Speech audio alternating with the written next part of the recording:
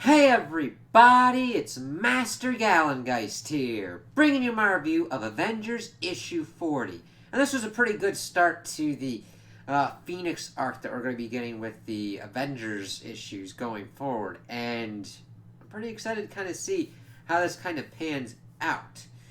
So we start off and we see that Steve is in the Savage Lands and he's kind of talking himself through what the other Avengers would be doing. Like Thor would be drinking mead, Tony would be going through plans. He's just warmed himself up punching this tree pretty much to try and figure out what's kind of going on.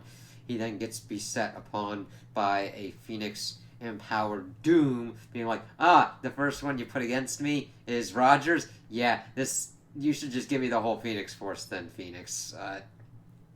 This isn't going to do much. And, of course, he's like monologuing about like all the stuff that he would do empowered by the Phoenix Force. And, of course, Steve tosses his shield back at him and he's like, no, the only one that's going to be burning is you, as we see a Phoenix empowered Steve. And it's really well done artwork here, and I really like the change of his costume being flipped more towards the Phoenix Force, with different kind of armored gauntlets and like armored boots, and the kind of change in what his shield looks like and like his chest design as well. It's just a really kind of cool concept. You're like, that'd be kind of weird seeing Steve as the host of the Phoenix Force, but that's it's really kind of cool to see that. We then shift to earlier. We see that they're pretty much trying to figure out what the Phoenix Force wants, so they pretty much have T'Challa go out there, hook up this big-ass cable, and then use the Avengers Mountain Celestial to try and speak with it. And we're told that kind of sounds like it comes out of your guts with how it's kind of talking to you, which is like really kind of interesting. Usually it's like, you can feel them kind of like talking in your head or whatnot, but no, this is like from your guts. As we see the rest of the Avengers and everybody trying to figure out what goes on, what's going to happen if the Phoenix Force goes kind of crazy. Thor, of course, would use the Bifrost to pretty much try and like hit it as hard as they could and then teleport it out as fast as possible if they could. My only issue with this scene was it looked wasn't anything wrong content-wise. It's just the art looked a little bit kind of strange compared to the rest of the issue. It was not as detailed. Now, granted, I understand that there's a lot of people in that room, and you can't get too bogged down in details, especially when you got that awesome one-shot that we saw of Phoenix Cap. But we then see that T'Challa's questioning is interrupted as Namor comes out being like, yeah, the Phoenix Force is here for me. Now, because I called her here. Now let me go marry my queen kind of thing. I'm like, Namor, you need to... Oh, okay.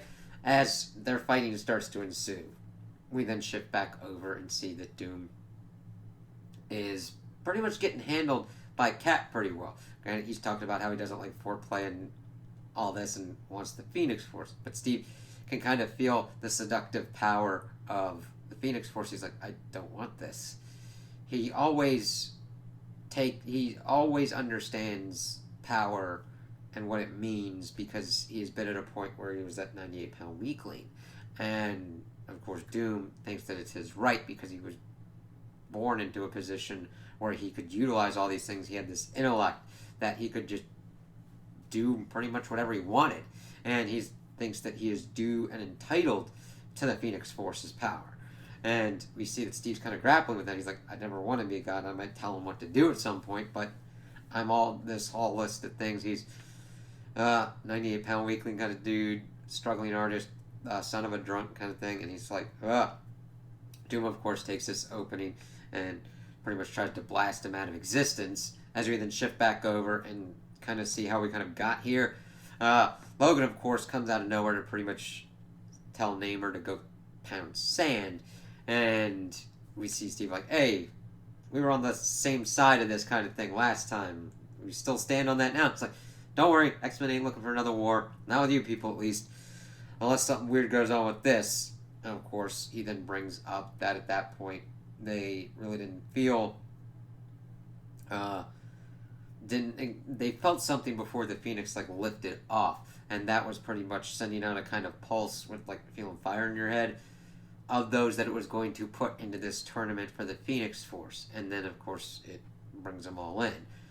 We also then see that Doom is being like, he's just trying to pretty much make sure that Roger stays down. Pretty much being like, I can do this all day kind of thing. And that was a really well done page as he looks completely and utterly beaten. Doom's like, I'm not into mutilating corpses. Stay the fuck down, pretty much. But then, of course, Steve pops out in his 98-pound form, flaming, and punches him. He's like, so the Phoenix Force is going to keep resurrecting you. And he pretty much gets in his head, so this is kind of the caliber of person that the Phoenix Force is looking for. That even though, in Doom's own words, not mine, that Steve is brutally humiliated, he will keep getting back up again and again, and that he's not into that, so he's like, I forfeit, and then he gets ejected, and Steve gets taken back to the, I will call it the waiting room. And we see that the rest of the people that were taken were like, Steve, jeez, are you alright? He's like, yeah, but, he's like, I won, but he didn't. He knows what victory feels like, and this doesn't. He sees the rest of the people brought, and it's an eclectic mix. Some of, like, the Squadron Supreme that we've seen, Moon Girl and Devil Dinosaur, Man-Thing, Shang-Chi, T'Challa, She-Hulk, Black Knight, a lot of different kind of crazy people. We got Valkyrie in the mix, and Steve's like counting like, no, we don't win here. There's just a Phoenix and it's prey. And I'm like, that's why Steve is a good one. He understands kind of what this is going to be about. Though it would be interesting to see how Steve would kind of handle being the host of the Phoenix Force, because we know that he wouldn't really succumb easily to its power and it trying to pretty much tell him to destroy everything. And we'd have to see how he kind of have to handle that, trying to pretty much take himself out of the equation. Well, not himself, but contain the Phoenix Force as much as possible until something would be done. But we see all these other people, and it's going to be interesting to see which one gets down to being the Phoenix Force's host and how they're going to handle that. Because the X-Men are like, we do not want this shit. And granted, a lot of people on Earth, except for Namor, is like, we do not want this shit. So we know that, barring Namor getting it, a lot of people were like, what are we going to do with this?